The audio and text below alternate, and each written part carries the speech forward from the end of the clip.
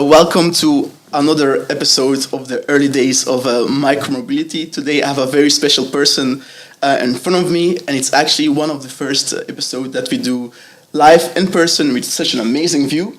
And actually what makes it even special, I didn't know, but yesterday was the 1 year anniversary of Good Move, which happens to be a success. So it's a coincidence, but I think we might have a great discussion now. I have Mr. Bart Dhondt in front of me. Bart Dhondt, Hello. Thank you very much for coming on the podcast. Thanks for having me. Why did you actually want to enter the mobility in Brussels? There's a lot of issues and also a lot of things that you need to regulate, especially in Brussels. Yeah. Why? It's actually like a part of my political motivation. Why do I wanted to do politics? It's because when I moved to Brussels quickly, I saw that there was a huge potential in terms of quality of life in Brussels. And the car was a dominant factor here. When I moved in here in Brussels, you still had like a highway going through the city, which is now the pedestrian zone. Boulevard Ronspach, it's now a pedestrian zone completely, and it works amazingly. But before you had four car lanes there. And so it was when you come into a place, you see there is so much potential, and you see examples of other cities. Like Ghent was for me the big example. What was possible, and we see all the problems as well that are related with the car dominance. There's much less space if you look at quality of air, and also road security. That were like issues that were highly important for me as a person, also as a now young parent. So you want to live in a city where it's safe, where your kids can go out, can walk, can play without having to be scared that something might happen. Also scared that something might happen with their lungs. Yep. And so there was this huge movement in Brussels asking for this change. You had in 2012 you have the picnic the streets, where people started picnicking on which is now La Place de la Bourse. La Bourse, yeah. Where now there are no cars anymore, but it's before amazing. there was this four highway lanes, and so people were saying like we can change. Brussels can change. Brussels can become much more attractive, much more nice to live in, to visit, and I wanted to be part of that change. You have been many years in mobility, shared mobility. When you look back, I'm sure you were motivated and there's some things that you wanted to change, like you explained now. Yeah. Looking back, what is one of the things that you are most proud of, that you really look back at, like this amazing view, that you say, wow, we really did it, you know, that really motivates you to even go further? The view was already there. So maybe some buildings came up, but I think the view was already there.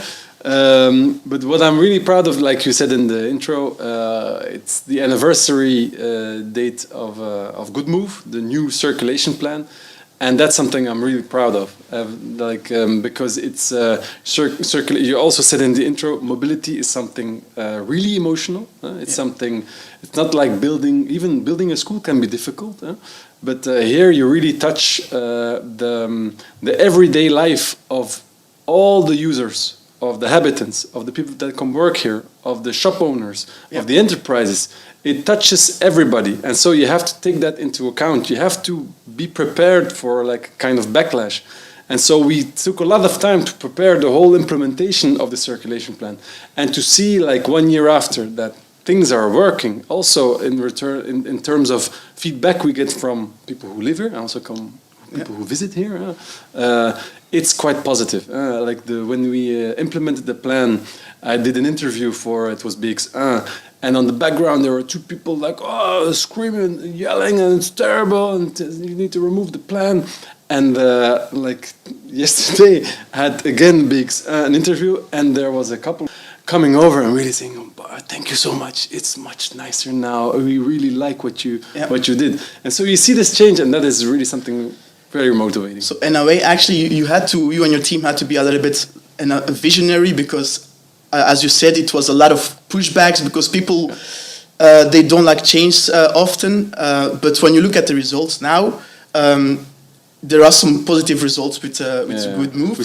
We see much more bikers. Also, bikers. It's also the I mean, shared mobility. scooters, It's also bus and tram, metro. We see much more. We see much more of that. We see much less, transit traffic in the city center.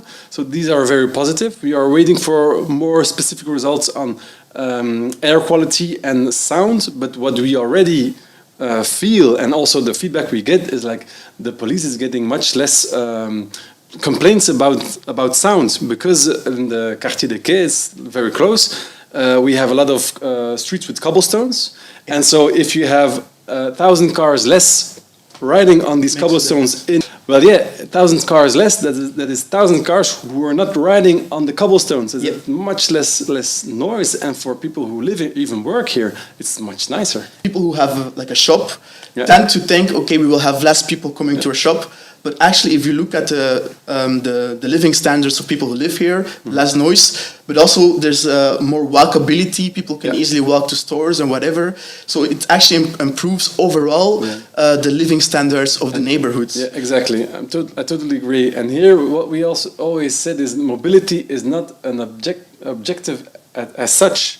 It's a means. Exactly. And so you make people move to go someplace. That's quite logic in that sense. But here it's also like the mobility, we use it as a leverage, and then we come up with these renovation plans. You saw coming here, we are renovating the whole, a lot of streets are being renovated. And to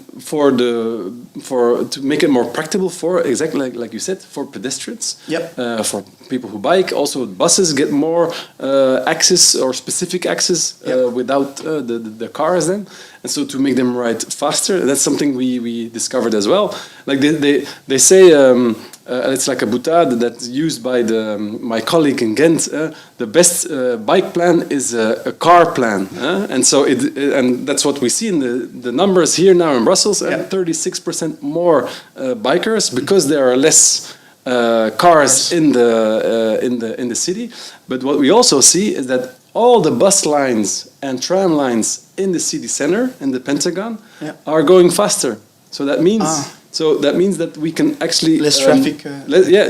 We can increase the offer of our public transport, because they can move faster in traffic, and that is a very big advantage. It's like the plan is not just for bikers; it's for all other alternative users, and also like people who have a need to drive with the car.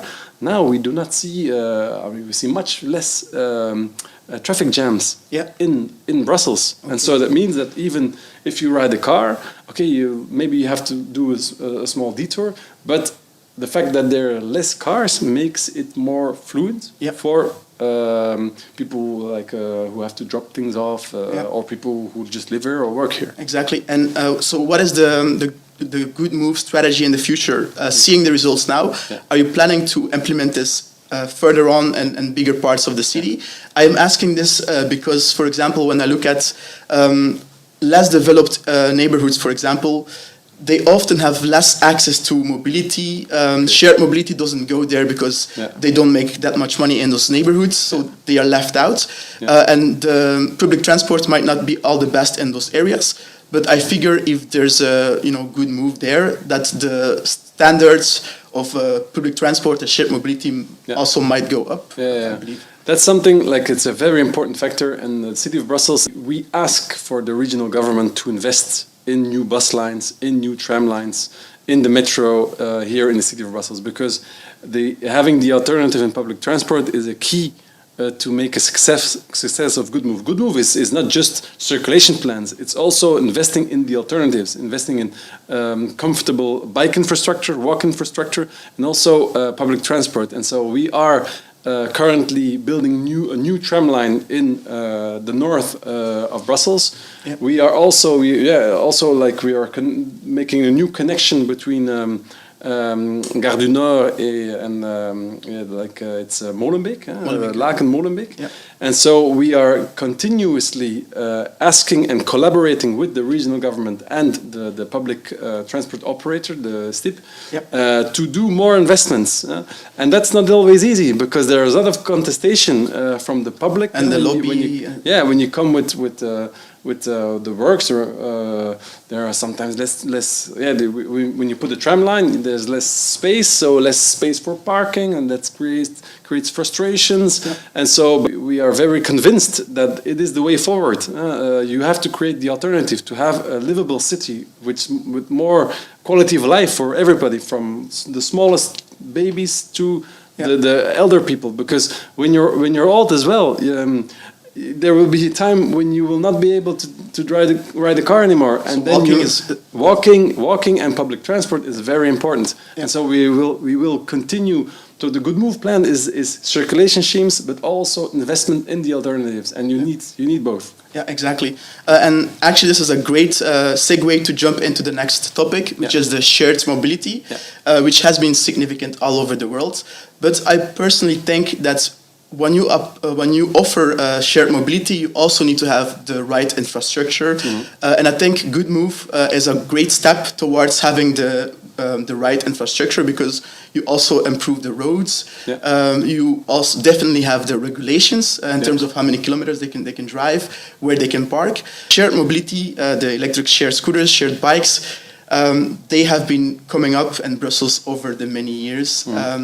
And they have sparked some people who are pro, some people who are against. I would like to have your opinion on what was the significance of these shared operators, and how do you think about the future? I remember very well one of our first public meetings we did with this majority a couple of years back. It was at the City Hall. You see the tower there. Yeah. And the number one topic was the scooters, electric scooters. People were infuriated by the scooters because they parked everywhere. They were too fast. They were a danger for the pedestrians. Even they had no friends at all. And so it was quite complicated because. I think the error Brussels made here in the beginning was we'll let them in and we'll see how it goes. And now we are saying, okay, but they can be a very good complement, exactly. But they need to be regulated. And I think also the operators themselves, they made the mistake about jumping in immediately. And I think from the beginning, we had to regulate the speed and regulate the parking from the beginning. Yep. And there would have been much less frustration with the other users, because now we have to rattraper. We have to run behind, and then it's always a little bit too late. And people are now there is like a kind of negative image on these shared mobility. And so we could have avoided that but I think at the time they wanted to be pioneer and first. And look here, Brussels is improving, it's innovative, and there are new things. And so now it's I believe it is an alternative. But the speed limits, we already did it, and you saw it as well with the operators when we waited. There was this regulation on the regional level. Okay. But here in the city of Brussels, we didn't wait for the regulations, and luckily the operators, they also saw that we cannot wait. We have to act now. Yeah. And so we have to reduce speed in pedestrian zones. If we do not do that, they will. Yeah. Throw us out because it comes too dim. There's too much people there, and so we were able to reduce the speed, and immediately the planes dropped, and so now the complaints are about the parking, and I completely agree with the users, non-users, but the people who visit or live here in Brussels. We cannot tolerate the fact that when you go out your house. Sidewalks are sometimes small, and then we have this scooter parked on the side, it's not. We cannot tolerate it. Imagine in a wheelchair. Yeah, if you're in a wheelchair, if you have a kid, and it's impossible. And so now we have also we started it in the beginning of this year, actually last year, with the event zone. And so there we created the drop zones as a test, and it worked. It worked. It's technology. If every It's operator, there, people use it, right? the operators, they have to implement it in their software, and then it can work. So now we have around 50 drop zones in the city center. In the months to come, we will increase it to 100, even 200. So we'll be able to cover the whole of the Pentagon, the city center. Okay. And then we'll move to the whole of the city of Brussels area. So that's Laken, Nederverheembeek. We also do the drop zones. And I believe if the operators play the game right, and so they have to adapt their software, then it can work. What is the timeline? Do you have any timeline in mind for? Like the Pentagon will be normally it's for this year, Okay, and then next year we'll do the other zones. Yeah. Okay.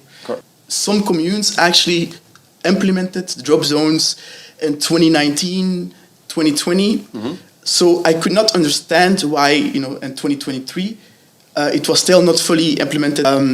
But I guess in Brussels, you need to take into account with the opinion of each commune No, it's more like you had communes who wanted to go faster and who didn't want to wait the regulatory framework. Yep. And so they implemented it. Like we started last year. So to immediately have this certain zone regulated. Yep. And now we're also continuing. The regulatory framework it has to pass one last time, I think, in the regional the parliament. Yep. But the preparations are going on because we need to, something needs to be done. And so now once you have this regulatory framework for the 90, it's like you have to compare it with the whole of Flanders. There is much of diversity in Flanders. It's one region. Brussels is 19 communes, but there will be one framework. Yep. In Flanders, there will be 250 regulatory frameworks. Yep. And so one city that is where it's not authorized, other cities where it is authorized. Here in Brussels, it will be for 1.2 million people. It will be one coherent zone. Okay, so from now on, it will be all the same regulations all over Brussels. Yeah. With the new tender, when the tender is finalized. Yeah, exactly. Yeah. Okay, so that's gonna be better actually because the parking regulations will be the same all over. It's just like what I said in the beginning. They had let the scooters in without all the drop zones, but now you have all these communes who need to create these drop zones. But like for the city of Brussels, it's 200 to 300 drop zones. That's a lot. Yep. I cannot snap my fingers and create these drop zones. So that it needs time. It's also not the only issue of a mobility issue in the city. Yep. And so that takes time for other communes as well. And I have the impression that a lot of communes are really moving on the subject. So that's a good thing. Once you have the drop zones, sometimes you still need to regulate it, right, and make sure that they actually respect the rules because. Coming here to Brussels, I was walking and I saw that there was a truck driver who had to get out of the truck and replace scooters because there was a drop zones, but there were so many scooters in that drop zone, so he couldn't pass. So I was wondering how you will, try to fix those challenges in the future because those challenges, even when you have the drop zones, I think that's not my job to look for the solution. I think the solution is technology. Yeah. And the solution there is that the operators have to have a kind of system where the drop zones will, once it's full, then they have to go somewhere else to park their scooter. And so I think there I really look at the sector to come with solutions because finally it's their users that need to have a certain comfort. When they see there are already 10 scooters in that drop zone, I will direct the user to another my client as an operator, my client to another drop zone where there are less because what we will do is we will make sure that there are enough drop zones But then it could be that one zone is heavily used. Yeah. And I think now you have 9 operators. I guess once the tender is over and there's only 2, it will be easier. It will be easier, right? Because now it's like every operator has to adapt their system. They have to implement the plan with the drop zones, and they have to adapt it themselves. It takes some time. Sometimes there is an error, and so it's quite a lot of work. It will be easier once there are just 2. Actually, because I wanted to ask you these questions regarding the number of operators after the tender, right? For me, the most important thing is the number of scooters finally in the region. Yes. Because that really has to be reduced. There are too much. They just it's like I sometimes wonder what the financial they don't look system is because it costs something. Burning money. And so how can you have a financial sound how you say that plan when you just put enormous amounts of these scooters everywhere? And so reducing the number for me, because finally the people will come with complaints to me. Exactly. That's an important element. I heard also that there is discussion about 2. Is it dangerous? Maybe prices will go up. We have to follow that up. My opinion is that I think that it's quite pricey at the moment. Sometimes I wonder how, I see a lot of young people using the scooters.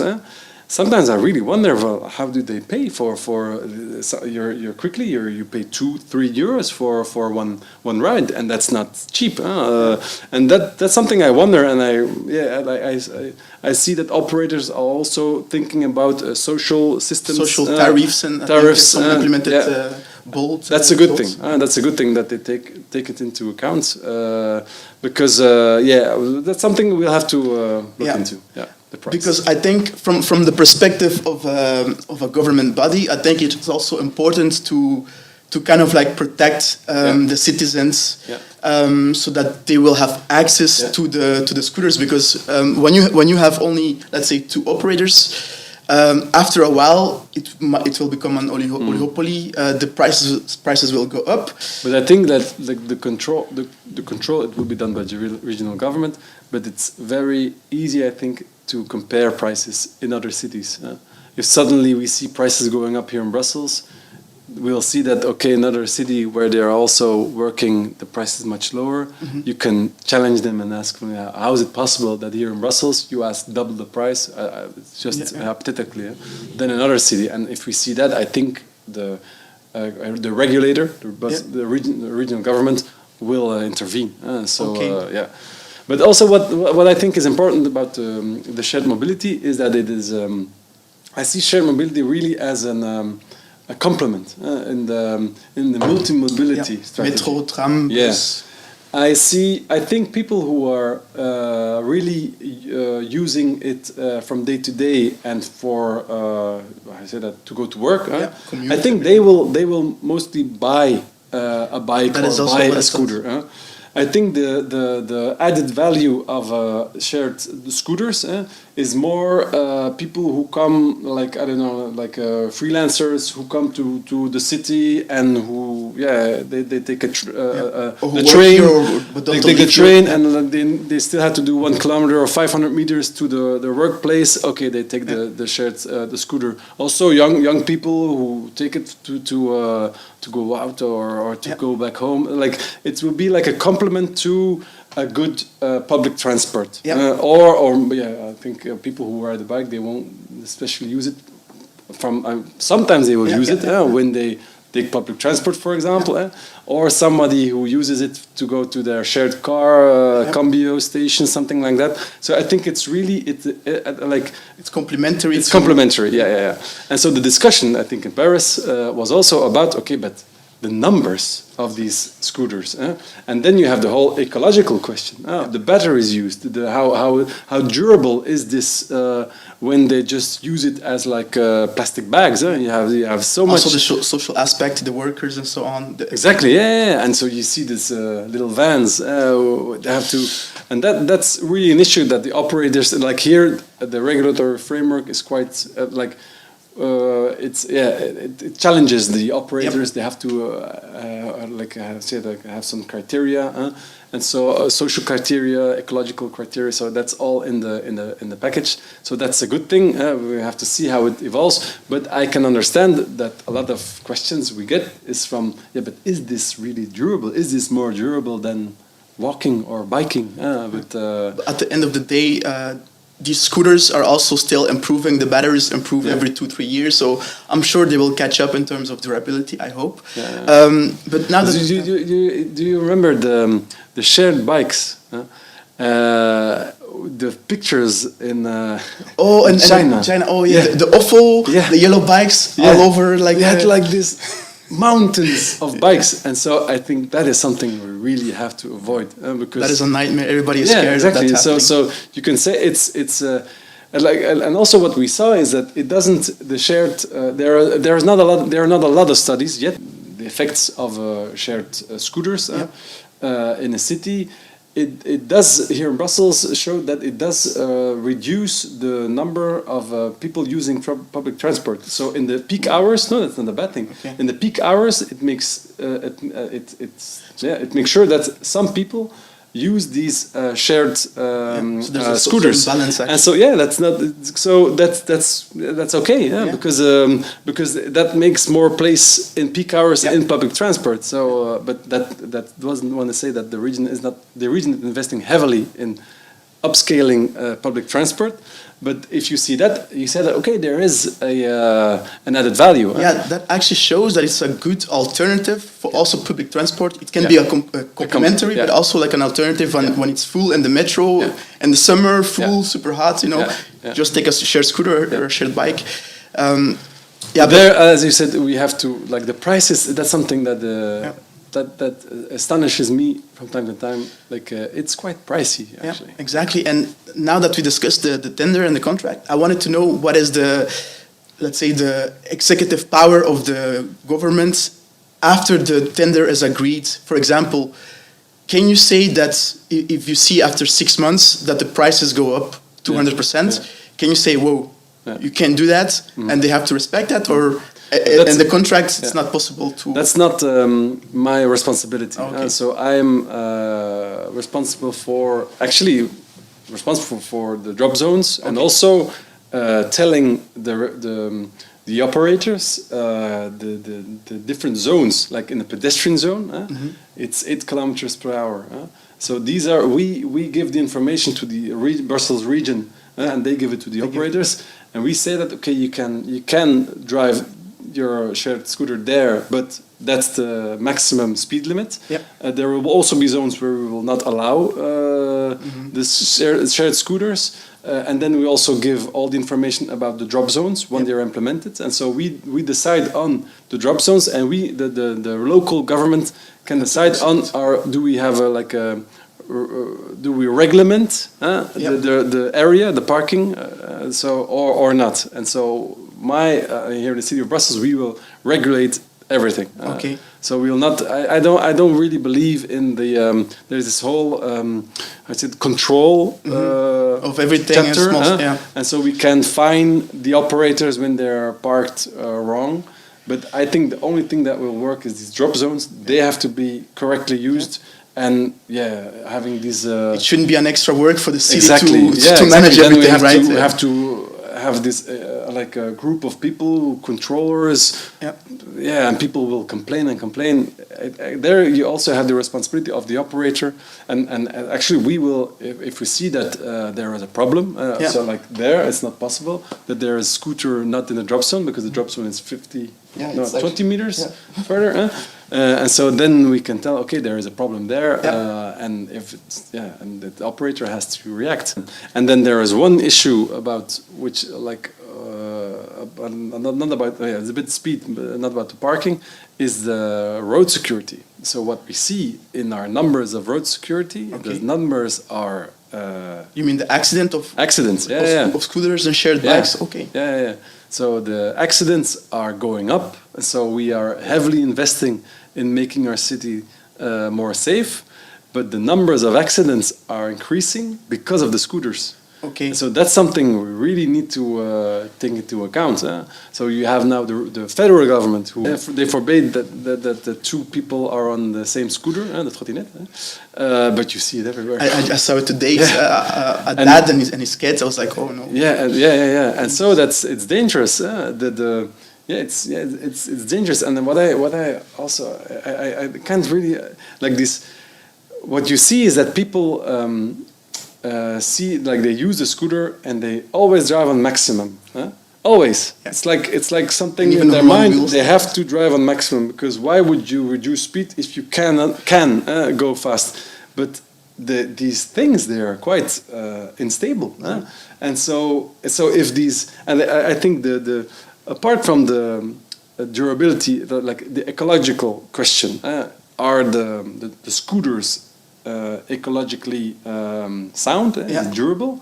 The big question will be if we see this accidents continuously going up. We had one death in the city of Brussels. Yeah. So recently, or it's like I think it's maybe a year ago. Yeah. Oh. And so that's serious. And so if that continues to go up, it's a question that we'll have to discuss. Yeah, exactly. But I think what might be important is the cause of these accidents, because you know the number, but do you maybe also know the different causes and maybe put them in categories so you can say most accidents, like 60% of the accidents is because they are driving on the sidewalks, for example, and then 30% is because they are driving with two. Yeah. Do you know the cause of the accidents, or do you only know? I don't have the details. Okay. It's just like an alert message. If you see like the graphs going down and down and down, and suddenly it goes up, and then we see there's a correlation.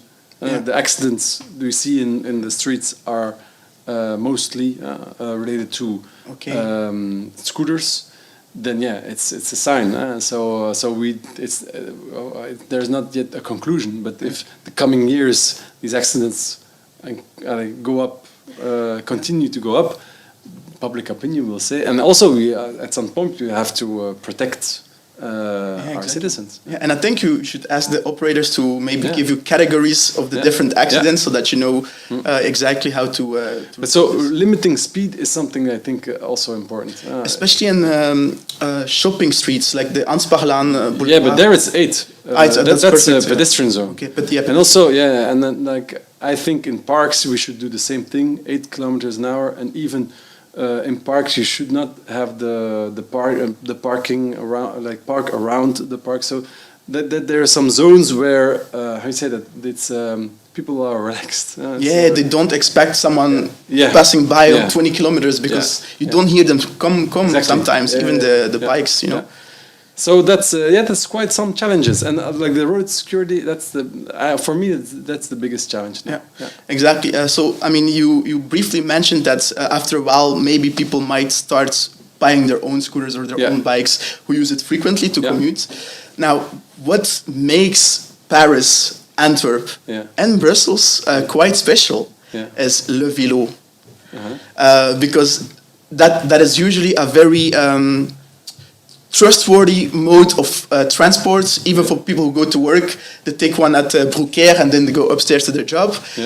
So I wanted to understand a little bit how the situation is with Velo here in Brussels, because they are lacking a little bit, because they had introduced electric bikes a while ago, and in France they already have the electric bikes. I think in Antwerp they will invest more as well. So I think that would also be an amazing alternative and also a complement to the already available shared mobility, right? So it really fits in the whole package of Brussels, but it has been lacking a little bit. I was wondering what is the perspective, the future perspective on that. In the tender there are also bikes, if I'm not mistaken. You have the scooters. The scooters and the bikes. Yeah, and the bikes. But the Velo is everywhere. It's station based. Yeah, that is why they have a great monopoly on the best locations to park. It's close to the office. And that you have to ask. You told me. Minister Elke van der Brandt next week. The minister, she will be able to tell you more about that. I think there is like scooters. There is a place for shared bikes in Brussels. That's for sure. It's what we see is that more and more, and that I think is a good thing. Like the people who come to work here and people who live in Brussels, they bike more and more. So in terms of infrastructure, it will go up. Exactly. Yeah. And yeah, if people come here and use a bike instead of a taxi, or instead of renting a car, better. Yeah. So the offer now we have the Velo bikes. I think it needs an update. Yes, but they are quite trustworthy because you know they're always gonna be there at the station, and you see a lot less than before. It's because they don't have e-bikes. I think. Yeah. So you have now the battery, but it's complicated. You need to. I don't. Yeah, it's a complicated system, and so it needs an update. If you want, I was in Barcelona some time ago, and there you have this local BC. Yeah, and it really works. You see so many people using that system. And so, but I know that on a regional level, and the minister will be able to tell you more about it. They are thinking about a new system, and it's necessary. I think Velo did its work. Amazing work. When I came to Brussels, I didn't have a bike, but I had Velo, and I thought it was perfect. But then after some time, decide let's buy a bike because it's sometimes makes easier. sense, right? And so I think Velo did its work, but now it needs an update. Yeah, exactly. And I think indeed they've proven the need to have something like Velo, right? And the success is there. But indeed, an update is needed after maybe more than 10 years. Yeah, more than 10, exactly. It was definitely a great investment that paid back to the city. Yeah. So now let's go back a little bit to the subject of the dedicated parking. Yeah. Even though the infrastructure is there, so basically the city has done what they had to do. They painted the lines, they made the regulations, but still the operators are a little bit behind with their users because their users not always respect it. So I assume even with the tender, the issue might still be there, maybe not, maybe it might be. But how do you look at this challenge in terms of possibly having to face it again even after the tender? And what do you think might be the solution, or how would you try to solve it? The thing is, when we will experience the fact that the drop zones do not work, we'll have to take the scooters away, and then they have the framework exists, and then with the fines and everything. I saw in some communes they take them and they then take it's them away, like and then you have the fines, and then when we start doing that, then I think financially the operators will be forced to do something. So. So they have I think the framework is quite clear. If you do not adapt, like I don't want to, like the city is not asking to take the scooters away, but if we see that it doesn't work, we get a lot of complaints, and now with social media, it goes really fast. So if we see that it doesn't improve. We have no other option than to take them away, and then you have the fine per scooter, and then I think they'll understand quickly that they have to do something. Exactly. So I think the framework is there. Exactly like you say, we are going to have to see how it is used. I hope the operators, there will only be two, and I think there will be their candidature will be scrutinized. Be looked into very in and detail. you can look at the experience they have. They are already present for many years, exactly. Right? So they cannot really lie and promise you something. You can look at this is how it was 2 years. Exactly. So you have the results in front of you. And so I hope there will be a good collaboration with the regional government, the administration, Brussels Mobility, who will be able. They will have to organize, coordinate. We have this coordinating function. And I hope they'll, like the problems we see on a local level, that they quickly intervene. What if, for example, hypothetically speaking, an operator says, okay, we are very happy with the city and the dedicated bike parking and bike racks that they provided, but we see that our users can still need more dedicated bike parking. And an operator said, is it possible that we invest and pay for the bike parking or bike racks to put there? What we asked was so I think if you let it to the operators, I don't know how long the tender will be every time. I think 3 years. 3 years. So you risk having another operator every 3 years, with his own bike racks or drop zones. But it has to make sense in the whole city design, of course. I think it has to be approved. what we asked for to the regional government was, okay, give us the finances to create the drop zones. Yeah. And so we will create the drop zones. Okay. We will make sure that there are enough. Yeah. But yeah, it needs to be financed because of course, it's I say that it's an enterprise. It's an investment, and it has to be. And also the operators, they make money about it, so it's logical that they pay for the infrastructure that the government provides for them. So there is a system. Maybe the system needs to be a bit fine tuned. And so we are getting subsidies from the regional government to implement the drop zones. Yeah, that's a good thing. Although sometimes I think, but there is like the operators, they have to pay the regional government. For the license and per scooter. Per scooter. There is a I don't know. Wow. Okay. How much it is, but and then the regional government can give subsidies to the communes who create the drop zones. Yeah, that's a good way of working. I think it's okay. Yeah, and I think it's gives better them than some accountability in a financial way as well because they invest in it. Exactly, and then the operators, they if you let them. I mean, it's gonna be like the Wild Wild West. I'm a bit afraid of that. You saw that with bikes as well. Like you had some cafes, like buying a small bike rack, and sometimes it's not good. It's not safe. Yeah, sometimes they put it where people need to walk. Yeah, exactly. So I think it's better. We're putting 600 to 800 bike racks every year. And the demand is increasing. Yeah. So it's better that the local government, takes that into account. We also here for the drop zones. What's important for us is that the drop zones are separate from the bike parkings. Oh, it's not the same. So I noticed. On the bike parkings because else the bikers say like, but they're taking all our parking space. I think in Paris is the same thing as well. Yeah, but it makes sense. Yeah, so there we create specific drop zones, and we'll see. We'll have to see if it works, and All right. So to kind of like end this great discussion that we had, quite interesting. I wanted to ask your opinion on the ban of scooters in Paris, and to kind of like lead into that question, I also wanted to ask what is your vision of Brussels as kind of like because when Paris banned scooters, actually, I think Ghent and Leuven immediately also said, we will also ban scooters. But then Koen Kennis from Antwerp was really progressive and said we will continue to work with the operators.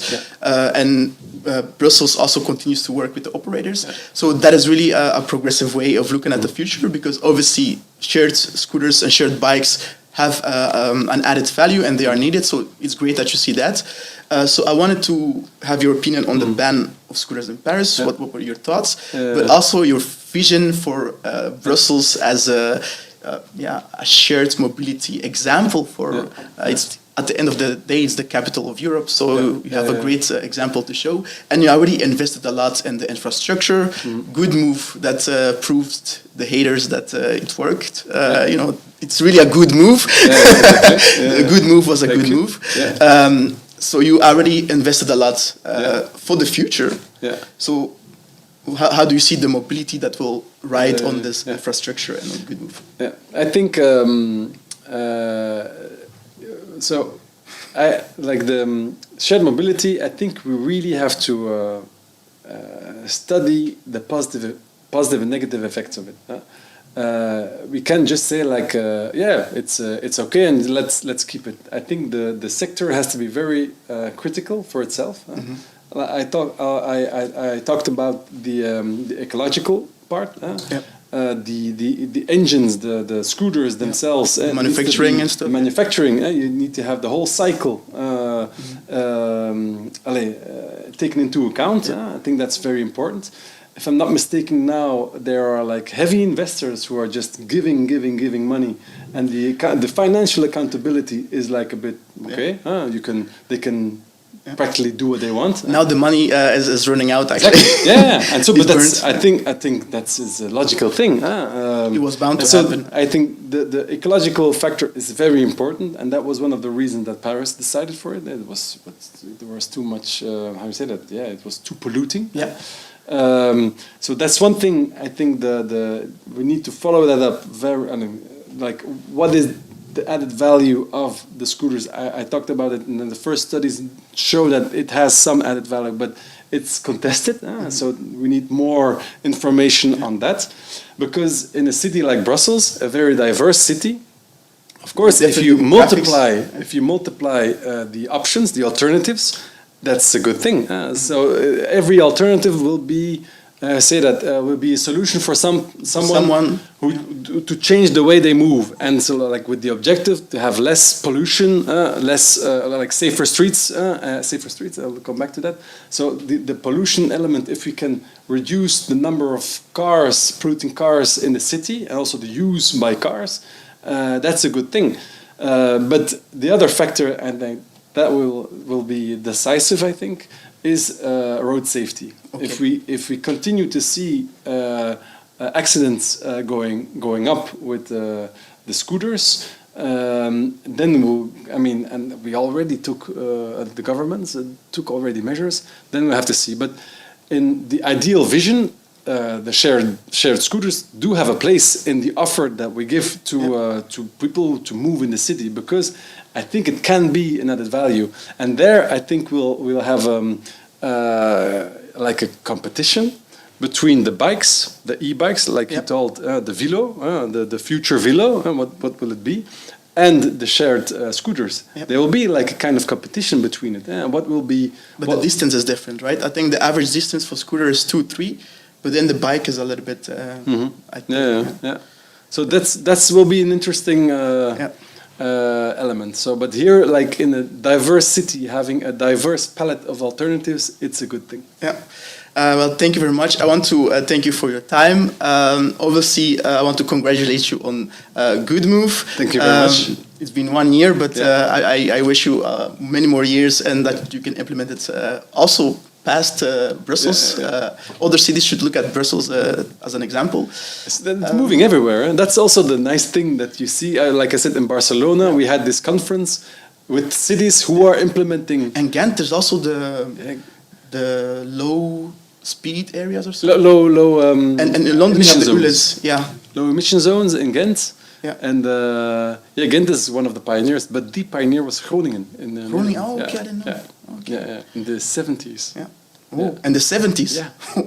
Wow, we are a little bit late, but we are here. But we're catching up. We're catching up. Right, that's a nice way to end the podcast. So thank you very much, and I'm looking forward to the future. And